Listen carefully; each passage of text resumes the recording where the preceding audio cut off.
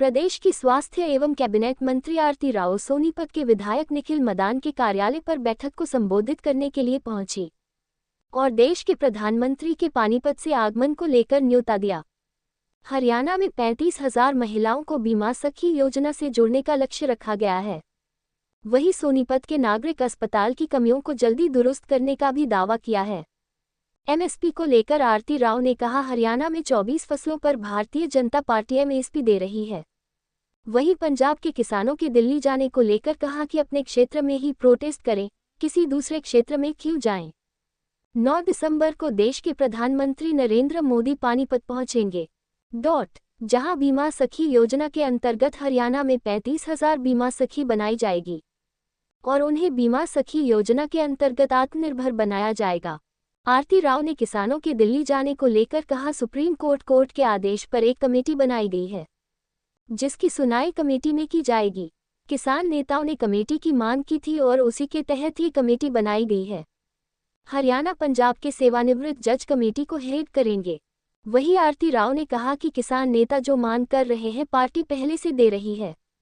हरियाणा में 24 फसलों पर भारतीय जनता पार्टी एमएसपी दे रही है। वहीं पंजाब के किसानों के दिल्ली जाने को लेकर उन्होंने कहा कि अपने क्षेत्र में ही प्रोटेस्ट करें, किसी दूसरे क्षेत्र में क्यों जाएं। वहीं सोनीपत के नागरिक अस्पताल की अवस्थाओं को लेकर आरती राव ने दुरुस्त करने का दावा किया है। आरती राव ने कहा है कि सोनीपत के विधायक निखिल के साथ अस्पताल को लेकर चर्चाएं की है। नागरिक अस्पताल में अभी नए सीएमओ भी लगा दिए गए हैं। वहीं उन्होंने ये भी कहा है कि 2013-14 के प्रमोशन हुए हैं और अब नए सीएमओ भी लगाए जाएंगे। नागरिक अस्पताल में जहां जहां कमियां हैं उन्हें आने वाले समय में जल्दी सहमति से पूरा कर लिया जाएगा। वहीं कांग्रेस के ईवीएम के सवाल को लेकर आरती राव ने कहा, लोकसभा के चुनाव में जब कांग्रेस की सीट आई थी तो तब ईवीएम में गड़बड़ नहीं पाई गई थी, लेकिन अब विधानसभा में ईवीएम की गड़बड़ बताई जा रही है और इसका जवाब कांग्रेस को जरूर देना चाहिए। किसानों द्वारा हरियाणा में कुछ भी हो जाने के आप को लेकर हरियाणा सरकार को जिम्मेदार ठहरने की बात पर कहा कि हरियाणा बहुत ही सुरक्षित राज्य है, यहाँ पर कुछ नहीं होगा। वहीं ये भी कहा है कि कोई भी बातें सरकार के समक्ष शांतिपूर्ण ढंग से रखी जाएगी तो सरकार सुनने के लिए तैयार है। मंच से संबोधित करते हुए आरती राव ने कहा, बीमा सखी योजना को देश के प्रधानमंत्री लॉन्च करेंगे और इससे जुड़ने वाली महिलाओं को पहले महीने से 7,000 रुपये वेतन मिलेगा। वहीं दूसरे साल में 6,000 और तीसरे साल में 5,000 रुपये मिलेंगे और पहले साल में 35,000 महिलाओं को बीमा सखी बनाने का लक्ष्य रखा गया है। देश के प्रधानमंत्री महिलाओं को आत्मनिर्भर बनाने के उद्देश्य से स्कीम को लॉन्च करेंगे। इस योजना के अंतर्गत अन्य महिलाओं को और उनका बीमा किए जाने के बाद उन्हें अतिरिक्त इंसेंटिव भी दिया जाएगा। वहीं उन्होंने ये भी कहा कि इस कार्यक्रम में 50% से ज्यादा महिलाएं शामिल होनी चाहिए। ये ना सुने चलेगा। आज सोनीपत पहुंचे हो, क्या कहना चाहोगे?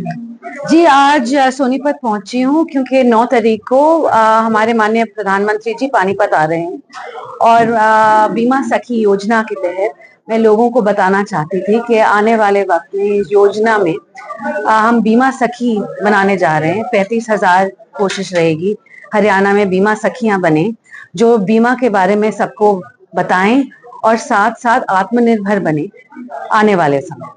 किसान एक बार फिर दिल्ली कूच की फिर से बोले। किसान एक बार फिर दिल्ली कूच की तैयारी कर रहे हैं, क्या कहोगे? जी, ये कहूंगी कि एक कमेटी बनाई गई है उन्हीं के लिए।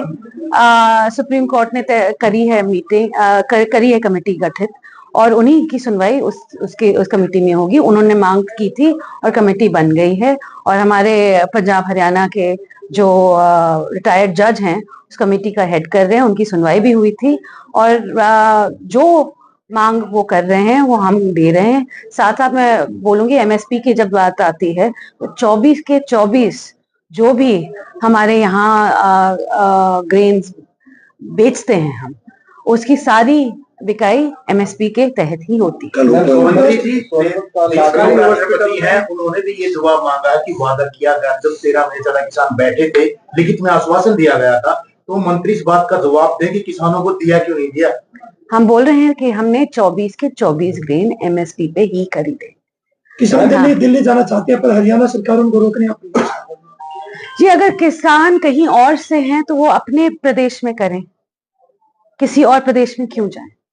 मैम, सोनीपत का नागरिक हॉस्पिटल जो है खुद में बीमार है। सॉरी, फिर से बोलेंगे? सोनीपत का नागरिक हॉस्पिटल खुद बीमार है, यहाँ अव्यवस्थाएं काफी है, दवाइयाँ टाइम पे मिलती नहीं है, यहाँ तक कि मरीज जो है धक्के खाकर वापस लौट जाते हैं। नहीं, मैंने सोनीपत के अस्पताल के बारे में काफी चर्चा की है, निखिल जी के साथ भी की है हमने काफी चर्चा, और एक नए सीएमओ भी लगे हैं यहाँ सोनीपत में आज के दिन, और हमने बैठ के चर्चा की थी उनसे कि बहुत सी चीजें हैं जहां बदलाव आना बहुत बहुत जरूरी है आज के दिन। नए सीएमओज आएंगे, उनका अभी अभी आपको मालूम होगा कि 13 या 14 का प्रमोशन हुआ है, तो जल्द ही इस महीने में हम नए सीएमओ भी लगाएंगे, और जो भी बातें हैं जो सामने आ रही हैं, जहाँ पे हमारी जो भी कमियां हमने पूरी करनी है, वो आने वाले वक्त में जरूर पूरी होंगी, और सबके सहसम्मति के साथ। कांग्रेस लगातार कह रही है कि ईवीएम की गड़बड़ी से बीजेपी ने सरकार बनाई। 13 से 14 सीटों पर आरोप। तो जब लोकसभा बनी थी तो ईवीएम की गड़बड़ी नहीं थी, मगर विधानसभा में थी, इसका भी जवाब कांग्रेस जरूर दे। संभल जैसी घटना को किस तरह देखते हो, जो हिंसक घटना हुई है राजस्थान के अजमेर दरगाह को लेकर, सर्वे की बात सामने आ रही है, पीएम को ये मैं किसी और प्रदेश की बात नहीं करती, मैं हरियाणा प्रदेश की बात कर रही हूँ। मैम, किसान नेता दिल्ली से जल्देवाल वो कह रहे हैं पैदल जाएंगे, अगर हमारे साथ कुछ भी होता है तो उसकी जिम्मेवार हरियाणा सरकार होगी, क्योंकि हम हरियाणा से दिल्ली पहुंचेंगे। कुछ नहीं होगा जी, अगर वो कोई खुद अब ऐसी बात करता है तो मैं क्या कह सकती हूँ, कुछ नहीं होने वाला। हरियाणा बहुत ही सेफ जगह है, और सभी को देखो, अगर किसी को कोई भी बात है तो पीसफुल तरीके से रखी जा सकती है, सरकार सुनने को तैयार। बात सही यही है, मगर पीसफुल होना चाहिए। लेकिन वो तो इस बात अच्छा, ओके, डन, डन, ओके।